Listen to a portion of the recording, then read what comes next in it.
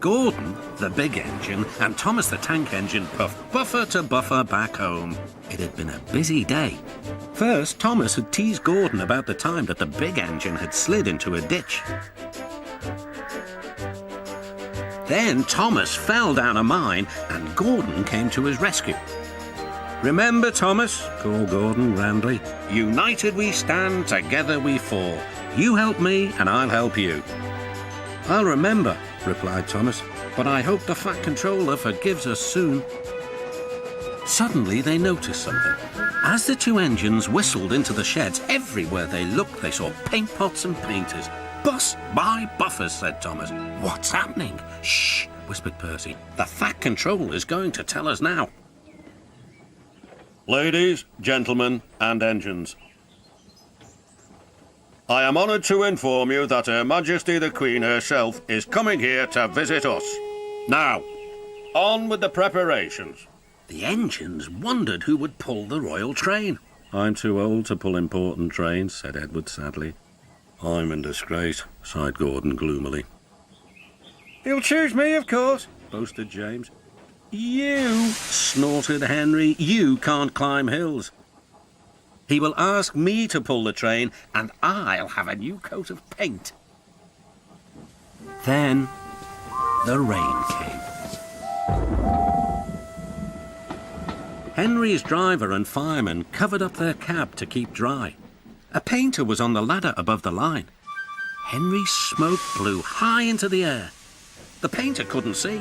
Both he and the paint pot fell all over Henry. Poor Henry. "Well, you're not a pretty picture," sneered the painter. The Fat Controller spoke next. "You look like an ice cake, Henry. That won't do for the royal train. I must make other arrangements."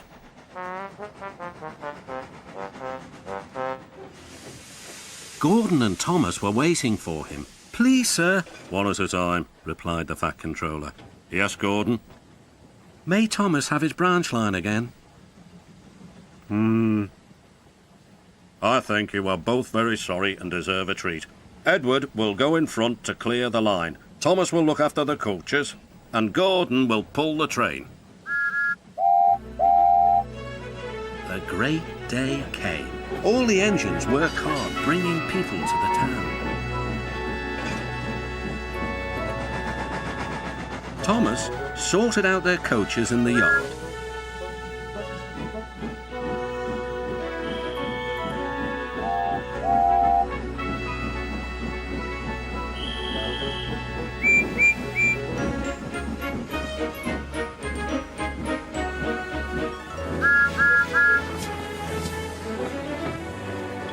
Edward steamed in. "Beep! The Queen is here!" Then Gordon whistled as he approached the station. Everyone knew that sound. The Queen's train glided into the station. Gordon was spotless, and his brass shone brightly.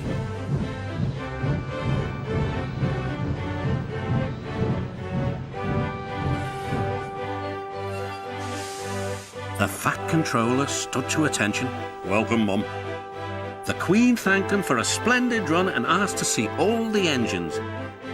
"Beep, beep," whistled Toby and Percy. "Shh," hissed Henry and James. But Toby and Percy didn't care. "3 cheers for the Queen!" "Beep, beep," whistled the engines. When it was time to leave, the Queen spoke specially to Thomas, who fetched her coaches. Then to Edward, and finally to Gordon, who took her away. No engines ever felt prouder than those on the Fat Controller's rail.